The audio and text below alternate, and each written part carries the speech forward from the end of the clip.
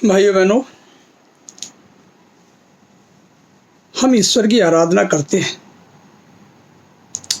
किस लिए कि वो हमें अनुदान वरदान दे, हमारी मनोकामनाओं को पूर्ण करे।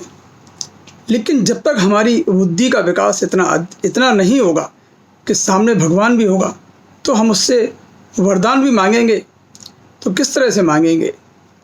इसी संबंध में एक छोटी कहानी है, सुना रहा हूँ। एक बार शंकर और पार्वती जी बैल पर बैठकर चले जा रहे थे। तो शंकर जी का एक भक्त था, भक्त ब्राह्मण, उसकी स्त्री और बच्चा। वे सारे दिन ओम नमः शिवाय का जाप करते। पार्वती जी ने कहा, शंकर जी से कहा, ये हमारे भक्त लोग हैं, हम इधर से निकल ही रहे हैं, तो इन बेचारों को कुछ वरदान दे करके चलें। शंकर जी ने कहा पार्वती जी, बेकार है इनको वरदान देना, क्योंकि ये इस लायक नहीं है। हम इन्हें कुछ दिया जाए और वे उसे संभाल सकें। न तो इनमें पात्रता है और न ही संभालने की क्षमता है, इसलिए इनको वरदान देना बेकार है और हमारे लिए अपनी शक्तियों को खराब करने के बराबर है। ये सब खराब कर देंगे और बेचारे कुछ पाएंगे नहीं। पार्वती जी ने कहा, नहीं महाराज जी, आप तो ऐसे ही बहाने बना देते हैं, इन्हें कुछ दे करके जाइए। पहले आप इन्हें कुछ दें तो फिर पता चलेगा कि ये किस तरह से उसका उपयोग करते हैं। अच्छा, दे करके चलेंगे। तीनों वरदान मांगने को तैयार हो गए कि हम अपनी मनोकामना पूरी कराएंगे।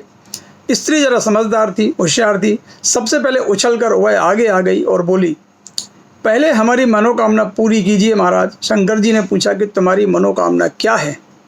उसने कहा, भगवान, हमें 20 साल की खूबसूरत युवती बना दीजिए। शंकर जी ने तथास्तु कहकर जल छिड़क दिया। बस वह ऐसी खूबसूरत हो गई कि अगर सिनेमा की कंपनी में कोई ब्रांड निकले तो उसी का नाम आए, बिल्कुल टिप टॉप। ब्राह्मण ने उसे देखा तो उसे बड़ा गुस्सा आया और वह बोला, अच्छा, कल तक तो कहती थी कि तुम्हारे साथ सती हो जाऊंगी और पति भक्ति दिखाऊंगी, आज क्या हुआ? मुझे और बच्चे को भूल गई। ब्राह्मण की बारी आई वरदान मांगने की। ब्राह्मण ने शंकर जी से कहा, भगवान, मैं आपसे वरदान मांगता हूँ कि इस स्त्री को सुग्री बना दीजिए।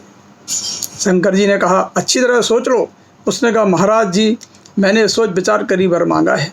तथास्तु कहते हुए शंकर जी ने जल छिड़का और वह नारी से सुग्री बन गई। बालक यह सारा दृश्य देखकर रोने लगा। शंकर जी ने कहा, तुम क्यों रोते हो? तुम भी वरदान मांग लो। बच्चे ने कहा, भगवान, यदि आप मुझ पर प्रसन्न हैं तो मेरी माँ को पहले जैसी बना दें, मुझे मेरी माँ चाहिए।